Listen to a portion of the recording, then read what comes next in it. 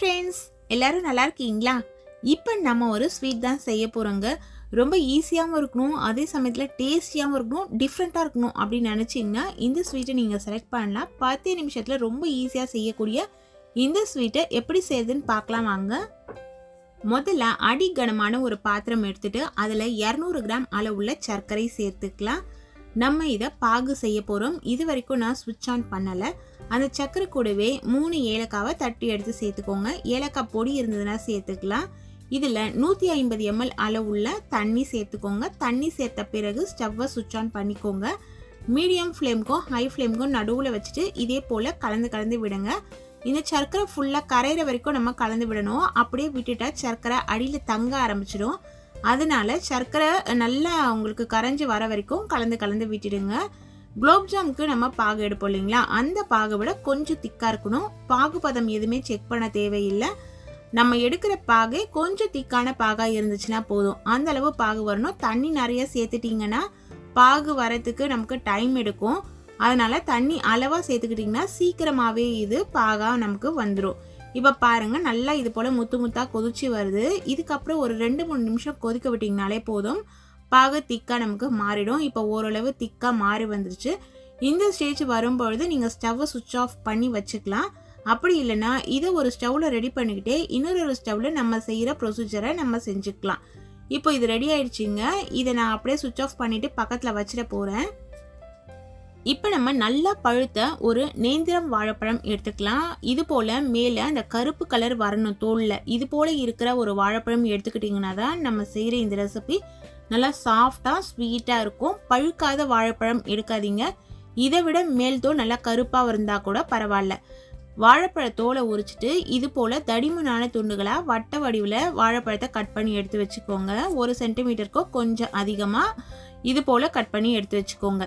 ரொம்ப மெல்லிஸாக கட் பண்ணக்கூடாது. இப்போ ஸ்டவ்வில் அடிகனமான ஒரு பாத்திரம் வச்சுட்டு அதில் பொரிக்கிறதுக்கு தேவையான அளவு நெய் சேர்த்துக்கலாம். நான் இன்றைக்கி நெய்யில் பொரிக்கிறேன். நீங்கள் நெய் சேர்க்க விருப்பப்படலைன்னா தேங்காய் எண்ணெயில் கூட பொரிச்சுக்கோங்க. டீப் ஃப்ரை செய்ய விருப்பப்படலைன்னா ஷாலோ ஃப்ரை பண்ணிக்கோங்க.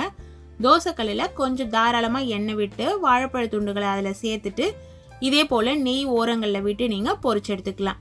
நான் இன்றைக்கி இந்த ரெசிப்பியை எப்படி ப்ராப்பராக ட்ரெடிஷ்னலாக செய்வாங்களோ அதே மெத்தடில் தான் செஞ்சுருக்கேன். இது போல் ஒரு ரெசிபி செய்யும் பொழுது அதை நெய்யில் பொரிச்சு தான் செய்வாங்க.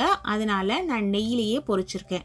இப்போ நம்ம ரெடி பண்ணி வச்சுருக்க வாழைப்பழ துண்டுகள் எல்லாத்தையும் ஒன்றா எடுத்து இதில் சேர்க்குறோம். நெய் நல்லா காய்ஞ்ச பிறகு மிதமான தீயில மாற்றிட்டு எல்லா வாழைப்பழ துண்டுகளையும் இதில் சேர்த்துடுங்க. இது அப்படியே நமக்கு வேகணும். ஒரு சைடு கலர் மாறி நல்ல ஒரு லைட் கோல்டன் ப்ரௌன் கலர் வந்த பிறகு திரும்பவும் சேஞ்ச் பண்ணி விடுங்க. இதே போல் செஞ்ச பிறகு மாற்றி நம்ம விடணும். 10லேருந்து ஒரு 15 நிமிஷம் ஆகும். நல்ல ஒரு டார்க் கோல்டன் ப்ரௌன் கலரில் இது சேஞ்ச் ஆகும் வாழைப்பழம். அப்போ தான் நல்லா சாஃப்டாக நமக்கு வெந்து வந்திருக்கும். அது வரைக்கும் நீங்கள் கலந்து விட்டு நல்லா இதை பொரிச்சு எடுத்துக்கோங்க. அதே போல் தீ அதிகமாக வச்சிட்டிங்கன்னா கருகி போயிடும் சீக்கிரமாகவே. அதனால் மிதமான தீயில் வச்சு கரெக்டான பக்குவம் வர வரைக்கும் நீங்கள் வேக வச்சு எடுத்தால் தான் நல்லா சாஃப்டாக, அதே சமயத்தில் நெய்யோட மனம் அதில் ஊறி நமக்கு நேந்திர வாழைப்பழங்கள் கரெக்டாக நமக்கு தேவைப்படுற பக்குவத்துக்கு ரெடி ஆகும். அதே போல் அடிக்கடி கலந்து விடணும் அப்படிங்கிற அவசியம் இல்லை. ஒரு சைடு நல்லா ஒரு 2 மினிட்ஸ் 3 மினிட்ஸ் வெந்த பிறகு அதுக்கப்புறம் திருப்பி விடணும். திரும்பவும் நம்ம சேஞ்ச் பண்ணணும். இது போல் நீங்கள் சேஞ்ச் பண்ணிங்கன்னா கிட்டத்தட்ட 10லேருந்து 15 நிமிஷத்தில் நம்ம எதிர்பார்க்கக்கூடிய அந்த கலரில் கரெக்டாக பக்குவமாக வாழைப்பழங்கள் பொரிஞ்சு வந்துடும். இப்போ பாருங்கள், வாழைப்பழங்கள் எந்த அளவு கரெக்டாக கலர் சேஞ்ச் ஆகி வந்திருக்கு. இது போல் ஒரு கலர் வர வரைக்கும் நம்ம பொரிச்சிக்கலாம். நிறைய பேர் நெய்யில் செய்கிறதுனால இப்படி அப்படிலாம் சொல்வீங்க.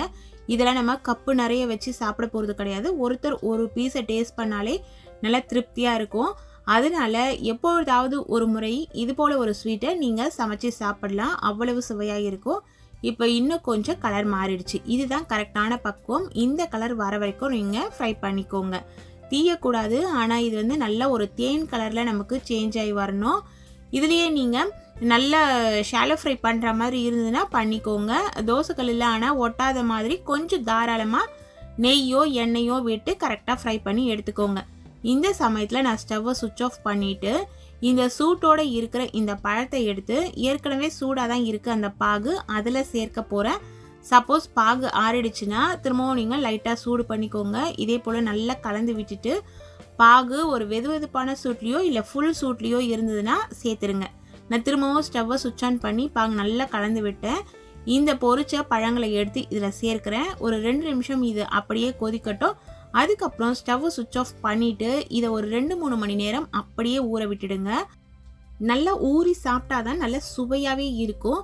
அது மட்டும் இல்லாமல் நீங்கள் பாகு ரெடி பண்ணும் பொழுது கொஞ்சம் நிறைய நேரம் பாகை சூட்லேயே அப்படியே முருக விட்டுட்டிங்கன்னு வச்சுக்கோங்களேன், ஆறின பிறகு இது கிறிஸ்டலாக ஃபார்ம் ஆகிடும். அதை அவாய்ட் பண்ணோன்னா சர்க்கரை நல்லா கரைஞ்ச பிறகு ஒரு 3 சொட்டு இல்லை 4 சொட்டு அளவுக்கு எலுமிச்சை சாறை விட்டு நீங்கள் அதுக்கப்புறம் பாகு ரெடி பண்ணிங்கன்னா ஆறின பிறகு கிறிஸ்டலாக மாறாது. இப்போ இது 3 மணி நேரம் ஆறிடுச்சு. பாகு முன்னாடி இருந்ததுக்கும் இப்பொழுதுக்கும் கொஞ்சம் நல்லா திக்காகவே மாறி இருக்கு. ஆனால் கிறிஸ்டலாக ஃபார்ம் ஆகல பாருங்கள். ஒரு கரெக்டான பக்குவத்தில் நம்ம பாகை சுவிட்ச் ஆஃப் பண்ணும்பொழுது இது போல தான் நமக்கு கிடைக்கும். நல்லாவே இதில் பழம் ஊறி இருக்கும். இப்போ நம்மளோட நேந்திர பழ ஜாமுன் சூப்பராக ரெடி ஆயிடுச்சுங்க.